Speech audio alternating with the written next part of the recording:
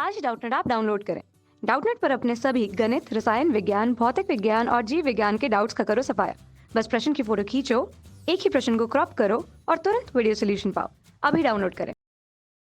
प्रश्न में दोस्तों हमको दिया गया है कि एक परिपथ में 10 ओम, 6 ओम तथा 4 ओम के 3 प्रतिरोधक श्रेणी क्रम में संयोजित है। पूरे संयोजन का विभवांतर हमको दिया गया है 10 वोल्ट। प्रत्येक प्रतिरोध में धारा एवं विभवांतर ज्ञात कीजिए। तो हम परिपथ में देख सकते हैं कि जो धनावेश है वहां से करंट प्रवाहित होकर सभी प्रतिरोधों से गुजर कर ऋण आवेश पे आ रही है। हमको सभी में धारा और विभवांतर ज्ञात करना है। तो हम देख सकते हैं कि गुजरने वाली धारा जो है वो धारा का मान अगर I है तो वो I धारा क्या होगी, धन आवेश से निकल कर जाएगी तथा पूरे परिपथ में घूमते हुए जाकर ऋण आवेशित पे आ जाएगी।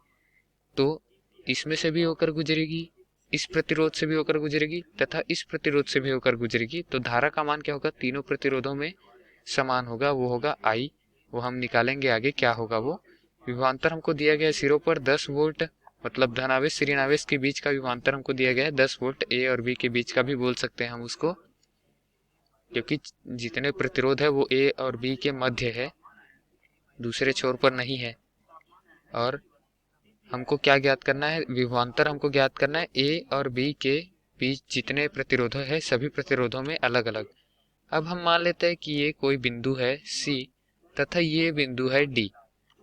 तो 10 ओम का प्रतिरोध क्या हो गया, ए सी बिंदु के बीच हो गया, सी डी बिंदु के बीच 6 ओम और 4 ओम हो गया डी बी बिंदु के बीच का वो प्रतिरोध। तब हम क्या करेंगे, तीनों क्या है, तीनों प्रतिरोधक श्रेणी क्रम में जुड़े, तो इसको हल करना शुरू करते हैं हम। श्रेणी क्रम संयोजन में है प्रतिरोध, तो श्रेणी क्रम संयोजन में जो परिपथ का कुल प्रतिरोध हो जाएगा वो क्या होगा, कुल प्रतिरोध तीनों प्रतिरोधों के योग के बराबर होगा। क्योंकि ये श्रेणी क्रम में है तो श्रेणी क्रम में धारा तो समान बहेगी लेकिन विभवांतर सिरों पर समान होगा ए और बी, और प्रत्येक प्रतिरोध की सिरों पर विभवांतर क्या होगा, अलग अलग होगा। तो कुल प्रतिरोध क्या होगा, अलग अलग जो हमको दिया है उसका योग होगा। 10 ओम धन 6 ओम धन 4 ओम, कुल प्रतिरोध आया हमारे पास 20 ओम का। तो हम ए और बी के बीच अगर एक ही प्रतिरोध माने तो कितने ओम का होगा, 20 ओम का। धारा बहने वाली है वो 20 ओम के प्रतिरोध से धारा बहेगी तथा 10 वोल्ट का विभवांतर है। तो हम धारा निकाल सकते हैं क्या, ओम का नियम लगाएंगे हम यहाँ पर। तो ओम का नियम किसी धारा के लिए क्या होता है, विभवांतर बटे प्रतिरोध। तो ओम के नियम के हिसाब से धारा क्या आएगा, विभवांतर कितना दिया है, विभवांतर दिया है हमको 10 वोल्ट और प्रतिरोध दिया है 20 ओम। तो धारा क्या बहेगी, जो धारा है बहने वाली उसका मान आएगा 0.5 एम्पियर। ठीक, अब धारा तो हमने निकाल लिया। यही धारा जो है प्रत्येक प्रतिरोध से होकर बहेगी, मतलब प्रत्येक प्रतिरोध मतलब इसमें भी यही धारा रहेगी 0.5 एम्पियर, इसमें भी 0.5 तथा इसमें भी 0.5 एम्पियर की धारा बहेगी। और रही बात विभवांतर की, तो वो सभी प्रतिरोधों के सिरों पर अलग अलग रहेगा, हम उसकी गणना कर लेते हैं। तो ओम के नियम से हम विभवांतर का सूत्र बनाएंगे। ओम के नियम से धारा क्या होती है, विभवांतर बटे प्रतिरोध, धारा बराबर विभवांतर बटे प्रतिरोध। तो विभवांतर क्या होगा, विभवांतर होगा धारा गुना प्रतिरोध।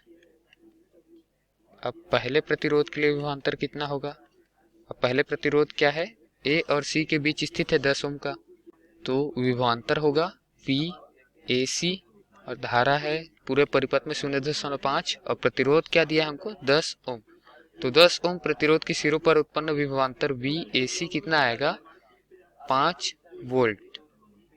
ठीक, तो ये हो गया हमारा पहले प्रतिरोध के लिए आर ए सी के लिए। ठीक है, जो सिरों पर उत्पन्न विभवांतर है वो क्या हो गया, 5 वोल्ट।